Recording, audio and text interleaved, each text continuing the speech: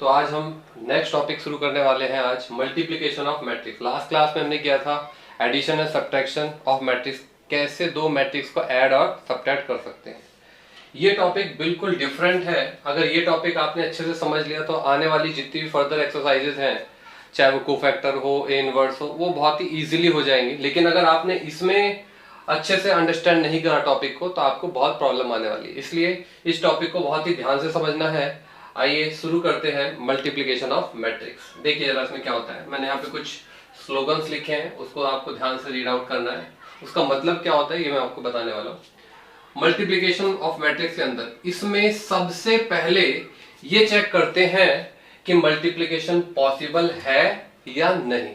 कि कई बार क्वेश्चन में होता है कि मल्टीप्लाई करो और वो मल्टीप्लाई पॉसिबल है ही नहीं और आप अपना अननेसेसरी उसके अंदर उलझ जाते हैं क्वेश्चन में।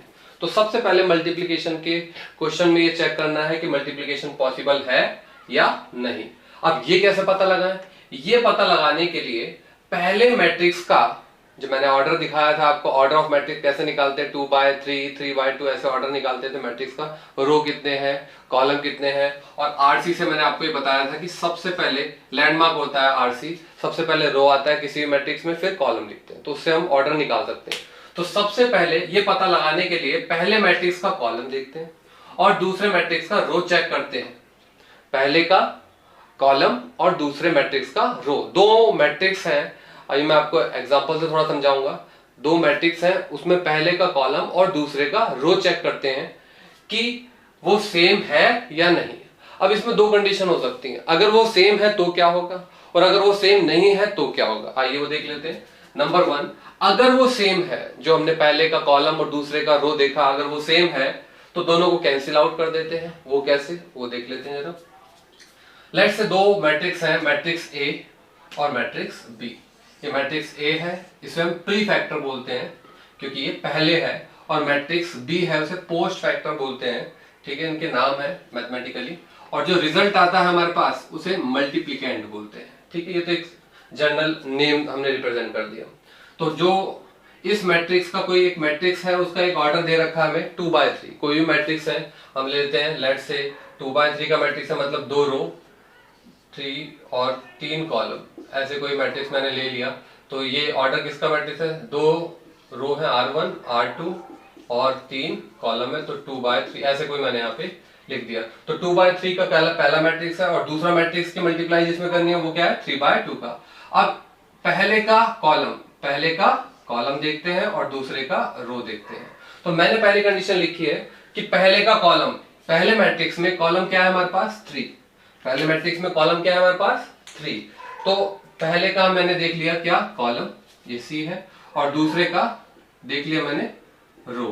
तो इसका मतलब पहले का कॉलम और दूसरे का कॉलम सेम है। देखिए यहाँ पे 2/3 और 3/2 मैट्रिक्स है, तो उसमें पहले का कॉलम और दूसरे का रो क्या है? सेम है। तब जब पहले का अगर सेम है तो उसे कैंसिल आउट कर देते हैं। ये दोनों मैंने कैंसिल आउट कर दिए, तो रिजल्ट क्या बचा मेरे पास? 2/2। इसका मतलब ये जो आता है वो हमेशा रिजल्ट होता है। मल्टीप्लाई करने के बाद जो मैट्रिक्स बचेगा उसका जो ऑर्डर होगा वो 2/2 का। ये बात आपको पहले ही पता चल गई। ठीक, अब दूसरी कंडीशन पे आते हैं। तो ये मैंने पहले बताया कि अगर वो दोनों पहले का कॉलम और दूसरे का रो अगर सेम है तो उसे कैंसिल आउट कर देते हैं। जो बचा हुआ होता है वही रिजल्ट होता है। ठीक, आगे चलते हैं। तो बचा हुआ होता है वही रिजल्ट होगा। अगर वो सेम नहीं होते हैं, ठीक है, वो देख लेते हैं। जैसे पहले जो सेम होते हैं वो देख लेते हैं। पहले सारे के सारे सेम होते हैं। ये देखिए, पहले का रो दूसरे का कॉलम, ये कॉलम है, ये रो है, RC। ये देखिए पहले का कॉलम दूसरे का रो, दोनों कैंसिल आउट हो गए और रिजल्ट क्या आएगा? 2/5 का आएगा रिजल्ट। ठीक है, पहले का कॉलम दूसरे का रो कैंसिल आउट हो गया, रिजल्ट क्या आएगा? 3/4। ये आ गया आपका रिजल्ट। ठीक, पहले का कॉलम और दूसरे का रो, देखिए ये कैंसिल नहीं हो पा रहा है। क्यों? क्योंकि पहले का कॉलम और दूसरे का रो सेम नहीं है। दूसरा पॉइंट क्या है? अगर सेम नहीं होगा तो इसका मतलब हुआ है multiply is not possible. Multiply is not possible. अगर ऐसा नहीं है तो मल्टीप्लाई होगा ही नहीं, क्योंकि पहले का कॉलम और दूसरे का रो। इसका मतलब आपको मल्टीप्लिकेशन में इस स्लोगन से आपको दो चीज पता चली कि जो आपका मल्टीप्लाई करने पे आंसर आएगा उसका भी ऑर्डर पता चल गया, लेकिन वो तब पता चला जब आपको ये पता चल गया कि मल्टीप्लिकेशन पॉसिबल है या नहीं। अगर मल्टीप्लिकेशन पॉसिबल ही नहीं है तो आंसर तो आएगा ही नहीं। तो इसलिए सबसे पहले यही चेक करते हैं कि दो मैट्रिक्स का मल्टीप्लिकेशन चेक करना होता है हमें कि उनमें पहले का कॉलम और दूसरे का रो सेम है या नहीं। अगर सेम होता है तो वो दोनों कैंसिल आउट हो जाता है, जो बचा हुआ होता है वही रिजल्ट होता है। तो जो रिजल्ट आएगा उसका ऑर्डर भी हमें पता चल गया। ठीक है, सबसे इंपॉर्टेंट बात। ठीक है, ये सारी चीजें आपको फॉलो करनी है। अभी मैंने कोशिश करी है कि मल्टीप्लाई कैसे करते हैं। अभी मैं 2 क्वेश्चन आपको करके दिखाऊंगा, बहुत धीरे धीरे करूंगा ताकि आपको हर चीज समझ में आए, क्योंकि बेसिक जितना अच्छे से समझ जाएगा आपको माइंड में ट्रांसफर हो जाएगा, उतने ही आगे क्वेश्चन मेरे को प्रॉब्लम नहीं आएगी आपके साथ। तो इसलिए आसानी से दोनों क्वेश्चन को हम करते हैं। ठीक है, एक एक करके करते हैं। ये एनसीईआरटी का ही क्वेश्चन है, क्वेश्चन नंबर 3 मतलब एक्सरसाइज 3.2 का 4th और 5th क्वेश्चन है। ठीक है, चलिए एक बार देख लेते हैं कि मल्टीप्लाई करते कैसे हैं। मैंने एक पॉइंट और लिखा है आगे कि ऑलवेज यूज एरो, वो मैं बताया था। हमेशा जब भी क्वेश्चन करो आपकी गलत नहीं हो, कभी भी गलत नहीं होगा। अगर आपने वो चीज फॉलो नहीं करी तो आपके चांसेस हैं कि क्वेश्चन गलत हो जाए। ठीक है, तो पहला क्वेश्चन देख लेते हैं कि एनसीईआरटी का है। जब मैं एनसीईआरटी की एक्सरसाइज कराऊंगा तो मैं वहां पे आपको बता दूंगा। मैं 2 क्वेश्चन करा चुका हूं यहाँ पे। Question number 1, if a equal to 2 3 4 2, b equal to 1 - 2 3 5, find a into b and b into a। मतलब a b की गुणा भी करनी है, मल्टीप्लाई करनी है, और b a की मल्टीप्लाई भी करनी है। तो पहले मैं a b निकाल लेता हूं क्या है। ठीक है, सबसे पहले मैं a लिख लेता हूं क्या है आंसर 1। ठीक, 1 में देखिए a दे रखा है हमें 2 3 4 2 और b दे रखा है हमें 1 3 - 2 और 5।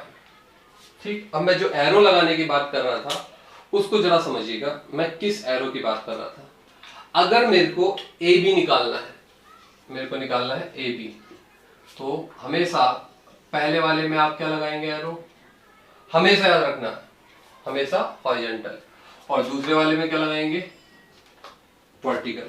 ये बहुत इंपॉर्टेंट बात बताई है मैंने आपको, इसलिए इस चीज का आपको ध्यान रखना है। इसका मतलब जब भी मैं इस क्वेश्चन को देखूंगा तो फर्स्ट वाले जो ब्रैकेट को मैट्रिक्स को देखूंगा वो हमेशा हॉरिजॉन्टली देखूंगा, और इस हॉरिजॉन 1 मतलब इस रो 1 की मल्टीप्लाई इसमें भी करूंगा और इसमें भी करूंगा। ठीक, लेकिन मैंने आपको बताया था जब भी मल्टीप्लाई करते हैं तो पहले चेक करते हैं कि मल्टीप्लाई पॉसिबल है या नहीं। देखिए उसमें क्या करते हैं, ये कितने बाय कितने का 2 बाय 2 ऑर्डर का, ये कितने बाय कितने ऑर्डर का 2 बाय 2। ये दोनों पहले का कॉलम और दूसरे का रो, दोनों कैंसिल आउट हो गए, सेम है दोनों, कैंसिल आउट हो जाएंगे।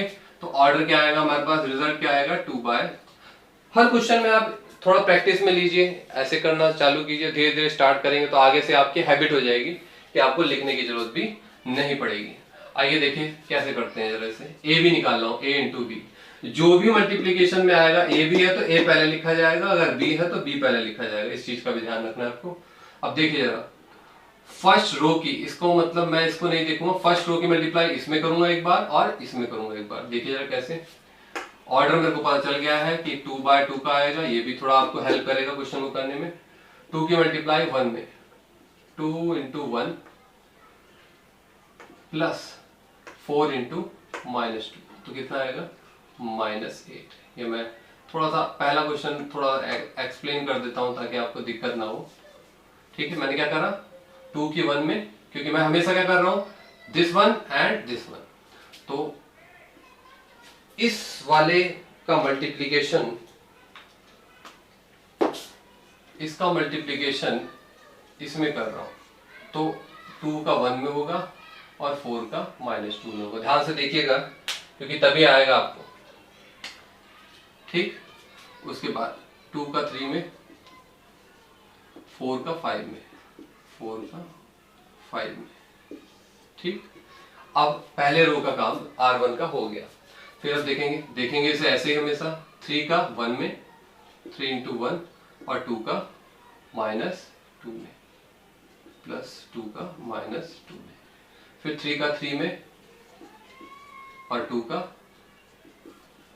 5 में। ठीक है, ए बी हमारे पास आ गया 2 1 जा 2, 4 2 जा -8, 6 20, 3 -4, 9, 5 2 जा 10. Answer is -6, 26, -1 and 19. ये आ गई हमारी ए बी की वैल्यू। ठीक है, आपने ध्यान से देखा होगा। एक मैं बी ए को करके देखता हूँ। अब बी ए के लिए क्या आएगा, सबसे पहले ध्यान रखना होगा, सबसे पहले आपको यहाँ पे बी पहले लिखना पड़ेगा, नहीं तो आपका क्वेश्चन गलत हो जाएगा। -2 बी, जो बी है मैंने वो पहले लिख दिया, और जो ए था वो मैंने बाद में लिख दिया। फिर वही काम करना पड़ेगा। अगर मेरे को बी ए निकालना है तो मैं क्या करूंगा, पहले मैं एरो लगाऊंगा ऊपर, ये मैंने एरो लगाया, उसके बाद फिर मैंने यहाँ बी ए लिखा। अब देखिए इस वाले रो की इस वाले कॉलम में तो फर्स्ट की फर्स्ट से मल्टीप्लाई होगी, यहाँ भी फर्स्ट की सेकेंड रो से, मतलब आपको ध्यान रखना पड़ेगा कि आप एरो को फॉलो कर रहे हैं खाली। तो क्या आएगा, फर्स्ट की 1 into 2 और 3 into प्लस में 3 into 3, 1 into 4 प्लस 3 into 2। धीरे धीरे आपकी हैबिट में आ जाएगा, थोड़ा सा प्रैक्टिस की जरूरत है इसे। अब इसका काम तो हो गया। अब -2 की 2 में और 5 की 3 में, ये काम हो गया। -2 की 4 में प्लस 5 की 2 में। ठीक है, तो ये हो गया हमारे पास 2 1 जा 2, 3 3 जा 9, 4 1 जा 4 प्लस 3 2 जा 6, -4 प्लस 15 -8 प्लस 10।